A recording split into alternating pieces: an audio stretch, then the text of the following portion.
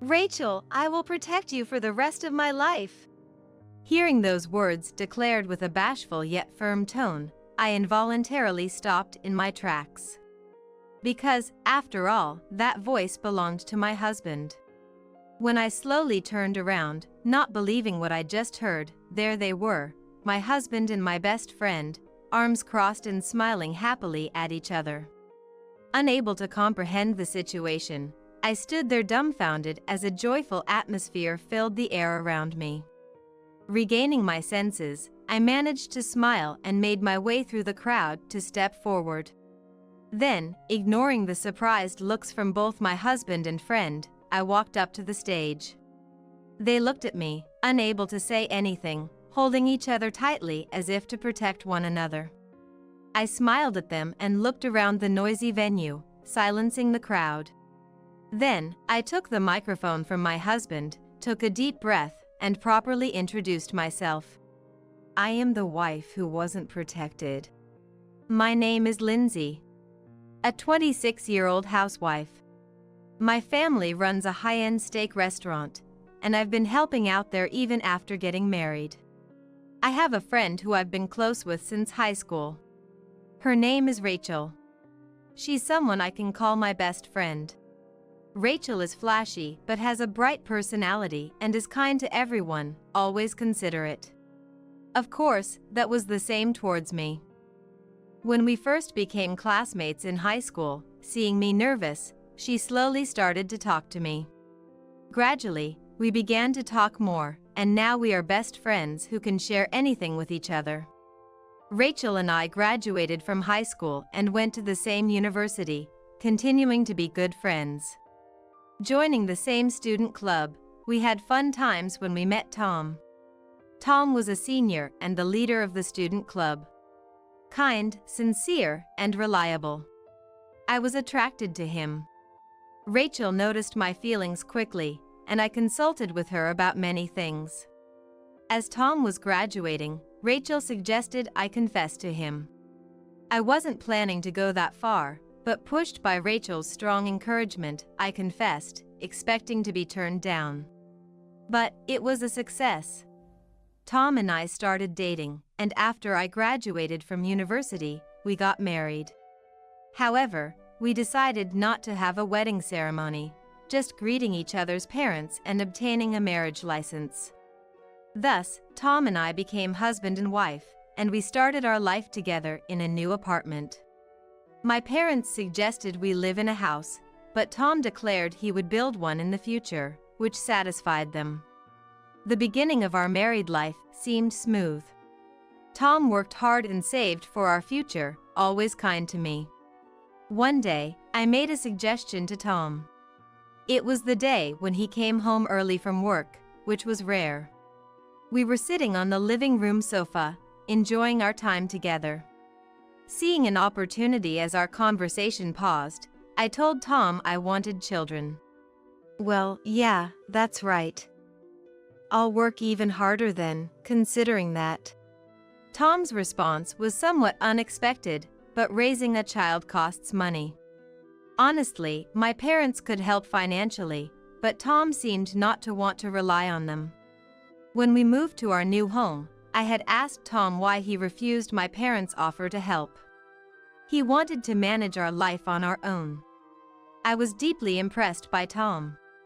Similarly, he wanted to raise our child with our efforts, and I was moved by Tom's thoughtfulness, leaving me speechless. However, a suspicious event gradually made me question Tom. It was about 2 years into our marriage. I told Tom I wanted a child again, but it's about time for that, isn't it? All right, I'll start studying child rearing, Tom said with a smile, leaving me speechless. Perhaps he was indirectly refusing. That doubt crossed my mind, and I couldn't say anything more. Moreover, Tom has been busy with work and hardly comes home lately. It wasn't like this at first, but since he said he would study child rearing, he began to come home later and later. Tom got a job before me. So, it was natural for him to gradually climb the corporate ladder and become busier. However, starting the day after we talked about having children, coming home after the date changes, or suddenly not coming home because of a sudden drinking party, seemed suspicious no matter how I thought about it. When he came home late, I tried to be considerate to make him comfortable, but he started to react coldly to everything, as if trying to distance himself from me. In addition to that, Tom started doing something unthinkable before. Especially lately, he began visiting my parents' house after work or drinking parties to eat our steaks. While I was happy about it, when Tom, who had said he wanted to rely on my parents as little as possible, cheerfully suggested, "It must be hard to cook every day, right? Why don't you just come to Lindsay's place to eat from now on?" I almost dropped the plate I was holding. After such incidents continued, I decided to carefully observe Tom's actions. His behavior when he came home, how he acted when relaxing, and, unavoidably, I also checked for any signs of infidelity. But there were no such signs from Tom, and maybe because my observations were too apparent, he began to stay away from home even more. The frequency of him not coming home all night without any contact, or coming home while I was asleep and leaving before I woke up, started to increase. Just as such a lifestyle was becoming the norm, Tom unexpectedly came home for dinner after a long time. "What's up? It's rare for you to come home today." Without much thought, I blurted out what was on my mind. Immediately after, I regretted it, but Tom didn't seem to mind and casually said, "Yeah. I was supposed to work late today, but a business trip came up suddenly for tomorrow. I need to prepare now." Saying that, without even changing clothes, Tom took out a large suitcase from his room and started packing hurriedly.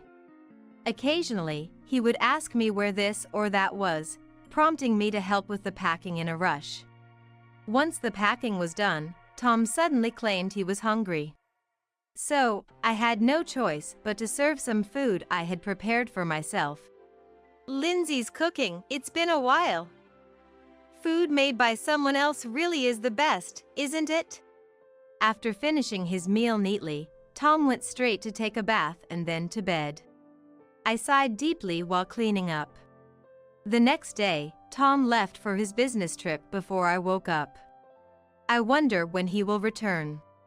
Ultimately, Tom didn't tell me how long he would be on his business trip. He took about a week's worth of clothes, probably planning to use a coin laundry to rotate them. Alone again, I spent my days doing household chores, reading books, and living a tasteless life. And in the evening, I would go back to my parents' house to help with the shop. 5 days have passed since Tom left on his business trip, living in such a cycle. This day, we received an order for appetizers from Rachel's house for the first time in a long while. Actually, Rachel is the daughter of a wealthy family, often using my parents' shop for parties at her home. Since graduating from college, Rachel had entered a company to gain experience for taking over her family's business, so she probably hadn't had many chances to throw parties. Hearing from Rachel after such a long time naturally brightened my voice. "Lindsay, it's been a while. Can I ask for your appetizers again like before?" "It's been a while, Rachel." "Of course. How many servings should I bring?" This time, it was a small party, so the order was for 50 people. To me, that still seemed like a lot, but for Rachel, it was considered small. I immediately told my parents and decided to personally deliver the appetizers to Rachel's house, as it had been a while. And on the day of delivery, once the ordered appetizers were ready, I proudly headed to Rachel's house. I wasn't interested in the party's details, but I was looking forward to possibly meeting Rachel. I rang the doorbell and introduced myself. Then the housekeeper opened the door for me, letting me in while saying it had been a while. I was led to the hall, which was the venue, and I began arranging the ordered items on the table. The party itself seemed to have already started, with Rachel's father, David, giving a speech. I tried not to disturb anyone while I was setting up, but the people around me showed no interest in me, the person delivering the appetizers. Just when I was about to finish setting up, the people behind me suddenly started clapping loudly. I was so surprised that I almost spilled the sauce I was holding, but I took a deep breath and managed to hold on. Then, I heard someone stepping onto the stage and starting to speak. However, I recognized the voice, and just as I was about to finish everything and leave, I found myself stopping in my tracks. Then, the next words I heard made my mind go blank. "Rachel, I will protect you for the rest of my life." Hearing that declaration, bashfully made, I couldn't think of anything. The voice that echoed throughout the hall belonged to my husband, Tom. Thinking it couldn't be, I slowly turned around and there were Tom and my best friend Rachel, arms crossed and smiling happily at each other. Unable to comprehend the situation, I stood there dumbfounded. A celebratory atmosphere filled the air in front of me. I came to my senses, forced a smile on my face, and decided to make my way forward through the crowd. Then, appearing in front of Tom and Rachel, both of them noticed me and gasped in surprise. Ignoring the two of them, who looked at me as if they'd seen a monster, I stepped onto the stage, and they slowly backed away. After stepping down from the stage, they looked at me, unable to say anything, holding each other as if to protect themselves. The entire venue became noisy at the strange sight, and Rachel's parents began to demand what was going on from the two. But they just held each other and looked at me without answering. I smiled at them and looked around the noisy venue, silencing the crowd. As I looked around, the noise gradually subsided, and eventually, everyone was waiting for what I had to say. After confirming this, I suddenly turned back to the two, snatched the microphone from a frightened Tom, took a deep breath, and properly introduced myself. "Good evening, everyone. I am the wife who wasn't protected." Saying this, not only the invited guests, but also Rachel's parents were wide-eyed in surprise. From their reactions alone, it was clear that this was a plan between Rachel and Tom alone. In a hurry, I decided to turn back to Rachel, who was arguing with Tom, and asked with a smile still on my face. "Hey Rachel, are you getting married? To this man? Congratulations, then." As I spoke, Rachel held her breath and clung to Tom. And Tom, clinging back to Rachel, made it seem as if I was the villain. Unsatisfied with this, I decided to explain the situation politely to everyone in the venue, other than Rachel and Tom. "Ladies and gentlemen, you might have gathered here today for what you believe is these two's wedding announcement party, but you are mistaken. Today's party is not a wedding announcement but an affair revelation, so please make no mistake." After saying this, not only the venue but also Rachel's parents became even more upset. Therefore, I decided to report the detailed situation and question the two. "First of all, Tom here is my husband. We didn't have a wedding ceremony as I didn't wish for it, but we are married. And next to him is Rachel, who has been my best friend since high school. In short, I was just betrayed by my best friend and husband. Is this a coincidence?"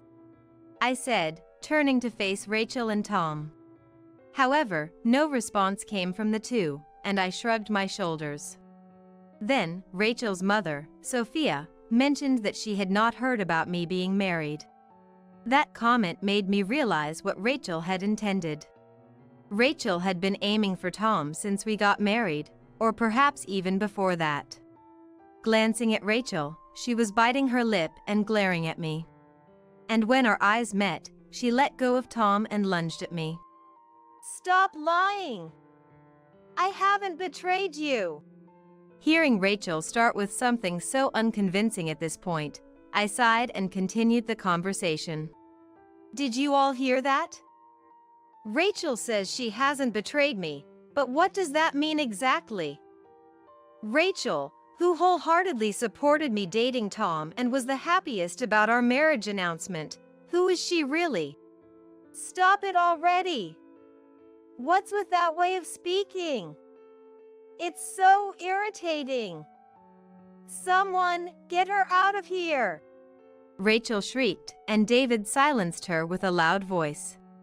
My parents, who were completely unaware of the situation until now, seemed to want to hear the story from me. If that's the case, I have to make sure everyone here, especially Rachel's parents, hear me out. As I mentioned earlier, it's thanks to Rachel that Tom and I started dating. And it was Rachel who was so happy when we announced our marriage. But why are Rachel and Tom trying to get married behind my back now? Tom, I'd like you to explain that. This time, I turned the conversation to Tom, who was panicking and looking pitiful, instead of the furious Rachel. As expected, when I named Tom, he was shocked, shuddering, and could only mutter incoherently. Unable to stand it anymore, I chose my words to provoke him and asked again. I'm asking why you're trying to marry Rachel when you're married to me.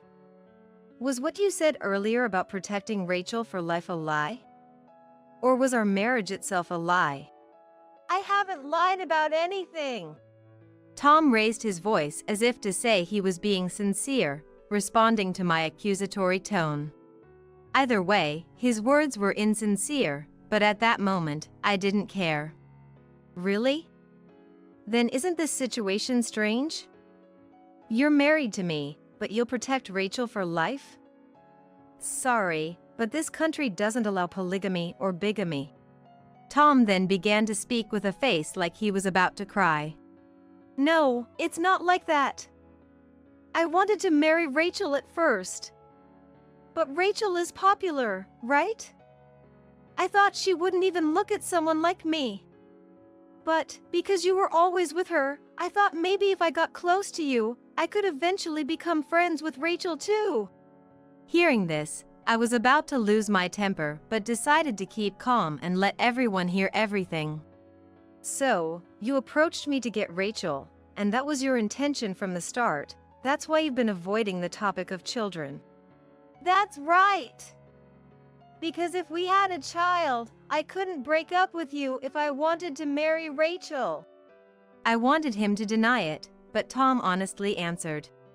While I was struggling to contain my anger, Tom started babbling without anyone asking.